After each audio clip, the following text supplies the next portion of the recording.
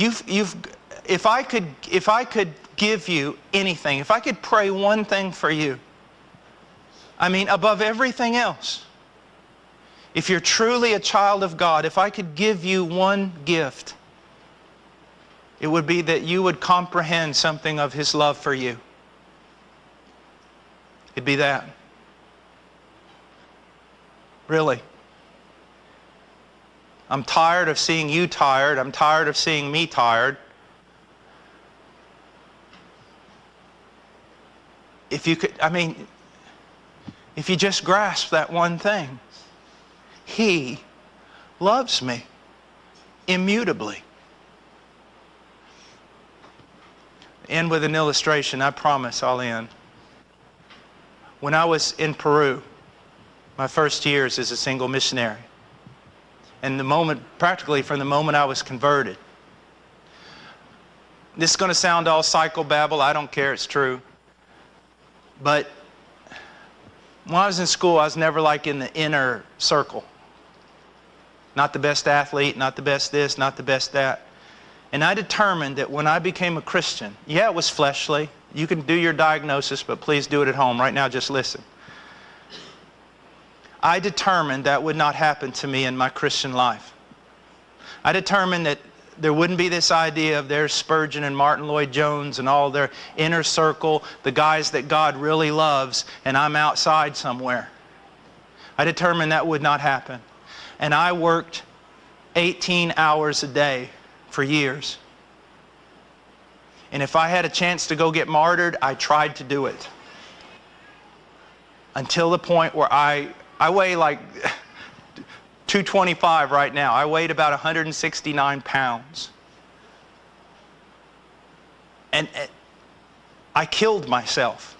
I killed myself. And one day, on the 3rd floor of this old building where we took care of street kids, and we had our church during the war in Peru. It was all bombed out and everything else, and I slept in a little room on the 3rd floor.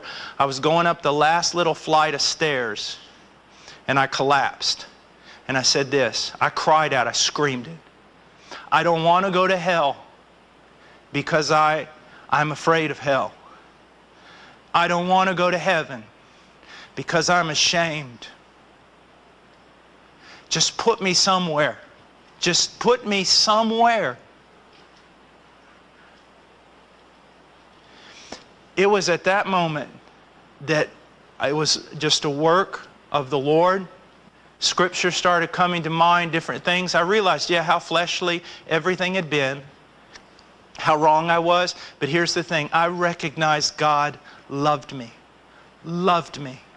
That I didn't have to move to the left or the right.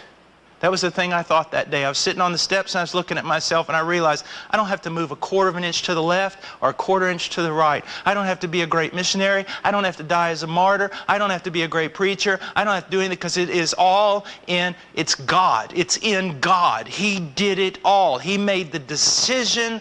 He carries it through. He brings it to its end. I am loved. What a wonderful release. That it's just Him. It's Him. For every once, I'll take a Puritan statement and modernize it. For every one glance you take of yourself in the mirror, take 10 long looks at God and His love. You're loved. This is a terrible thing about being a preacher. I'm trying to tell you something. I'm trying to get something through your thick head. And it is this. God really, really, really does love you, immutably so, perfectly so. And it is all founded upon Him, His person, His decrees, His work through Christ on your behalf. All of it, it's done. It's done.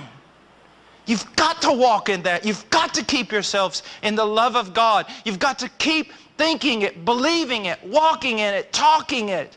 Fighting to believe it if necessary. Believe it. You're loved.